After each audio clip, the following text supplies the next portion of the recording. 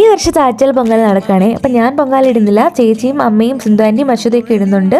അങ്ങനെ സമയമായപ്പോഴത്തേക്കും ചൂട്ടൊക്കെ കത്തിച്ച് കിട്ടി. എന്നിട്ട് ഇങ്ങനെ അടുപ്പിൽ വെക്കുകയാണ് അവർ. അങ്ങനെ ഇനി അത് തിളയ്ക്കണമല്ലോ. അപ്പോൾ ആ സമയം കൊണ്ടിട്ട് അരിയൊക്കെ കഴുകിയിട്ടൊക്കെ വരാണ്. അങ്ങനെ അരിയൊക്കെ കഴുകിയതിന് ശേഷം അരി അടുപ്പത്തോട്ടിട്ടു. പിന്നീട് അതൊക്കെ ഇളക്കി കൊടുത്തിട്ട് ഇനി അത് തിളയ്ക്കണമല്ലോ.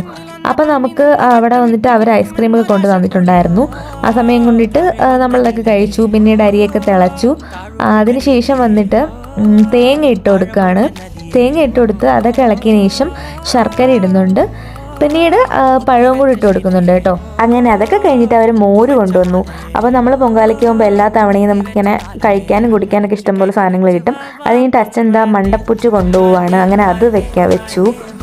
പിന്നീട് ഇത് അച്ചു എൻ്റെ തലയിൽ ഇങ്ങനെ തോർത്തൊക്കെ വെച്ച് കെട്ടിത്തരാണ്. അപ്പോൾ ഞാനും അശ്വതിയും കൂടെ അങ്ങനെ അവിടെ നിൽക്കുകയാണ്. അതിനുശേഷം നമുക്ക് ഉച്ചയ്ക്കുള്ള ഫുഡ് നമ്മൾ നിന്നെടുത്ത വീട്ടിൽ നിന്ന് തന്നെ എല്ലാ തവണയും കിട്ടും.